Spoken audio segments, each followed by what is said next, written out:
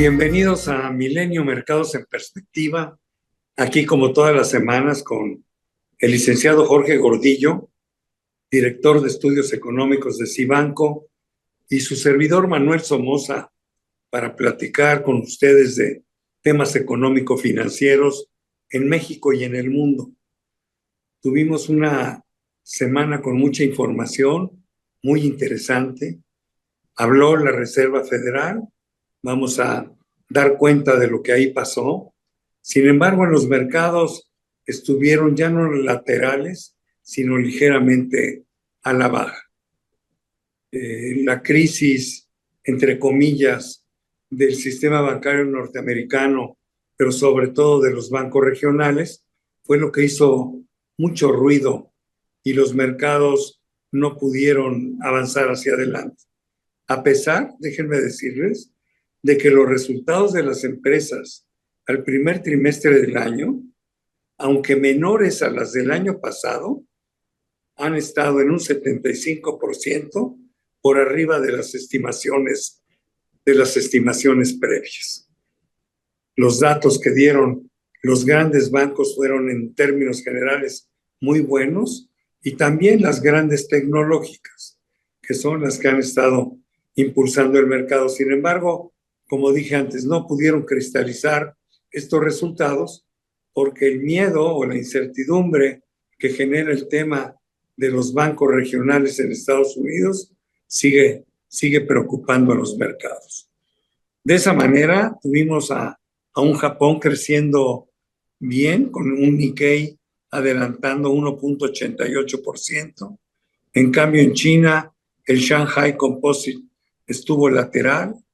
En el euro 600 perdió 0.29, el Dow bajó 1.76, el S&P 1.24, Nasdaq bajó 0.46, la Bolsa Mexicana de Valores también se contrajo en 0.37.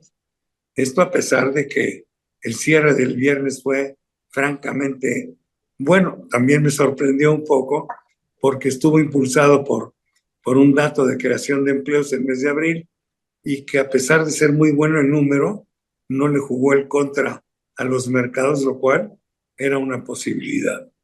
El peso se apreció más, le ganó al dólar en 1.36% para cerrar abajo de los 18 pesos, y el euro se mantuvo lateral a niveles de 1.10 por dólar.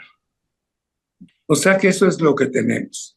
Pero no cabe duda que la noticia más importante fue lo que dijo la Reserva Federal el miércoles, y yo aquí sí le pediría ya al licenciado Gordillo que nos dijera cómo vio el anuncio, qué le gustó, qué no le gustó, y qué se puede leer entre líneas de lo que dijo Jerome Powell después de subir la tasa de interés en 1/4 de punto.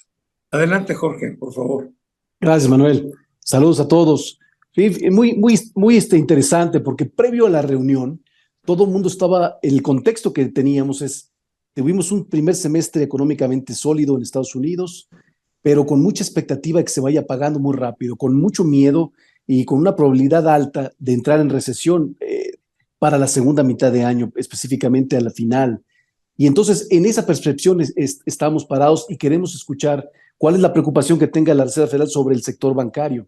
Y bueno, lo que escuchamos en el comunicado es, bueno, aumenta 25 puntos base, pues quiere decir que todavía cree que tiene que ser contundente en el mensaje de controlar la inflación, pero dice que a lo mejor ya es momento para evaluar las políticas adelante, cómo este nivel de tasa de interés, qué le puede hacer a la economía, qué le puede hacer a la inflación, darle una ligera pausa. Por lo pronto, para la reunión de junio ya nadie espera aumentos o movimientos en la tasa de interés. Ahora, no dice que hay un techo en la tasa para evitar que el mercado diga ya no se va a mover la tasa, no importa qué, y vamos a empezar a discutir ahora cuándo van a bajar la tasa.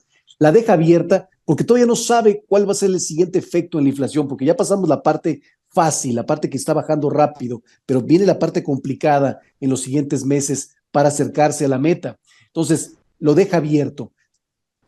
Hasta ahí el mercado se acomoda esperando, acomodándose el plan a la Reserva Federal, pero después su presidente habla, el presidente Jerome Powell, y dice que las condiciones que nota de económicas o la situación que hay en el sector bancario podrían ayudarle a bajar la tasa más rápido, lo cual provoca la especulación de que a lo mejor sí tengan que bajar tasas de interés para julio, septiembre, la Fed. La Fed ese no es su visión, no es su comunicado, pero lo interpreta así el mercado y así vamos a estar bandeando en especulación los próximos meses, porque sale un sólido dato de empleo en esta ocasión para abril, ya para el segundo trimestre, y entonces nos podemos otra vez a reacomodar que a lo mejor las tasas de interés se mantengan altas mucho más tiempo de lo que ya estaba descontando el mercado. Y a eso te referías tú al decir, un buen dato económico, un buen dato del mercado laboral podría interpretarse como bueno porque no se aleja de la recesión, pero como malo porque también podría provocar que la Reserva Federal no baje la tasa de interés como quisiera el mercado. Pero bueno, en el mismo sentido, también se pronunció el Banco Central Europeo. Subió la tasa un cuarto de punto, del 3 al 3,25. Sin embargo, ahí no hay esperanza de tregua. Yo me quedé con la impresión de que van a buscar el 3,75, es decir, todavía van a subir las tasas medio punto más en Europa. Y 3,75 sería algo como récord histórico, ¿no? Yo no me acuerdo de haber visto tasas tan altas en Europa. Tal cual como lo dices, recordar que Europa tardó un poco más en endurecer su política monetaria, en aumentar tasas, a como lo hizo la mayor parte del mundo. Y bueno, está retrasado y es el que más problemas tiene en cuestión de inflación, porque los que más dependencias tenían por el gas ruso y energético ruso, que aunque ya dependen menos, todavía la situación en Ucrania y Rusia se mantiene candente, parece que se arreglaba, pero esta situación que pasó en la semana sobre un posible atentado al presidente ruso vuelve a prender los focos y vuelve a poner, ser evidente que esta situación no se va a arreglar pronto. Muy bien. Yo quisiera regresar al tema del sistema bancario en Estados Unidos. Yo creo que la parte importante está resuelta, que no vamos a tener una crisis bancaria tipo lo que vivimos en el 2008-2009, pero sí creo que sigue habiendo un tema en los bancos pequeños o bancos regionales. Ya vimos lo que le pasó a este banco de San Francisco, que tuvo que ser tomado por JP Morgan Chase, ¿no? Y ahora hay otro banco en California también con problemas. Y yo creo que pueden salir muchos más. A mí me parece que ahí el problema no está resuelto con los bancos regionales, porque pues puede haber cualquier cosa, les puede ocasionar corridas que no van a poder enfrentar.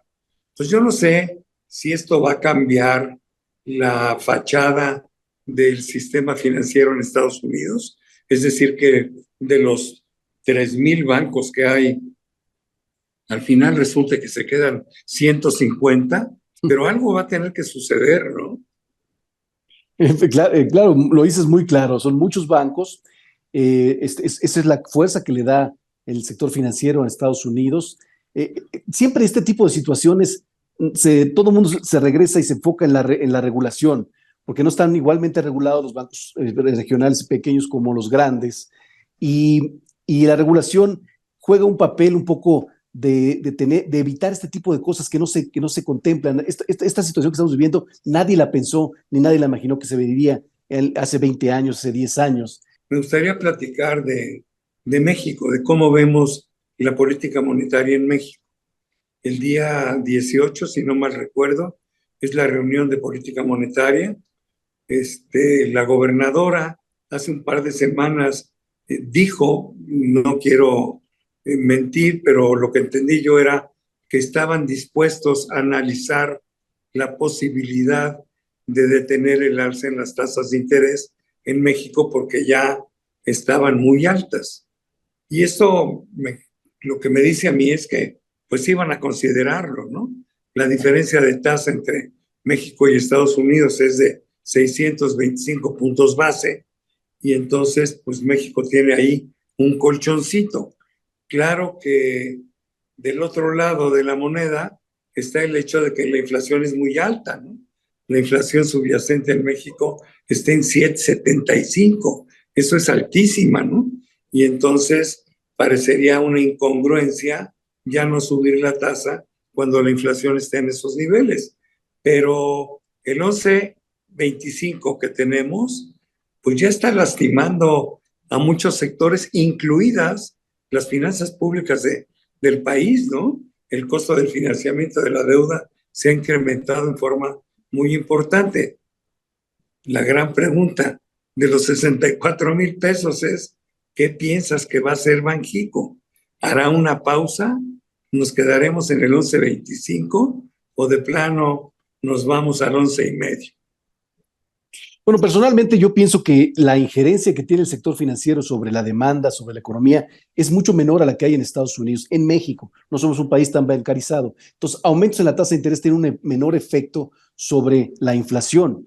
Sin embargo, como nos ha acostumbrado, la manera como nos ha dicho que está conteniendo la inflación o está poniendo de su parte para contener la inflación es aumentando tasas de interés. Entonces, que no lo haga cuando la inflación todavía está complicada, pues es contradecirse y entonces generas algo de confusión hacia adelante. Esa es la preocupación que yo tendría. Ahora, es suficiente con que nos den un buen mensaje contundente de que, ok, voy a tomar pausa, pero en cualquier momento puedo volver a subir, voy a hacer todavía todos estos momentos para lograr y asegurarme que va a bajar la inflación. Si el argumento nos convence, entonces puedes darte el lujo de no aumentar más la tasa porque efectivamente ya está en niveles muy altos y ya ofrece una tasa real muy holgada, la tasa quitándole la inflación y bueno, a lo mejor tienes un colchón para hacerlo, pero está en una situación complicada, va a ser una decisión difícil y seguramente dividida. Por último, yo creo que también les da una oportunidad el tipo de cambio, ¿no? Tener un tipo de cambio abajo de los 18 pesos, bueno, pues si haces una pausa, seguramente el tipo de cambio se va a presionar un poquito, pero eso mucha gente no me lo entiende, pero yo lo veo como muy sano, ¿no? Tener un peso tan fuerte lastima nuestras exportaciones, que es el motor de crecimiento que tiene el país. Entonces, como siempre he dicho, prefiero ver a México crecer al 3%, aunque el tipo de cambio se vaya a 19, y no crecer al 1,5 y tener un tipo de cambio en 18, ¿no? Para ser muy concreto. Pero bueno, se nos acabó el tiempo, mi querido Jorge. Muchísimas gracias, pero sobre todo gracias a todos ustedes que aquí semana a semana están con nosotros en Milenio, Mercados en Perspectiva. Muchas gracias. Gracias, Manuel. Saludos a todos.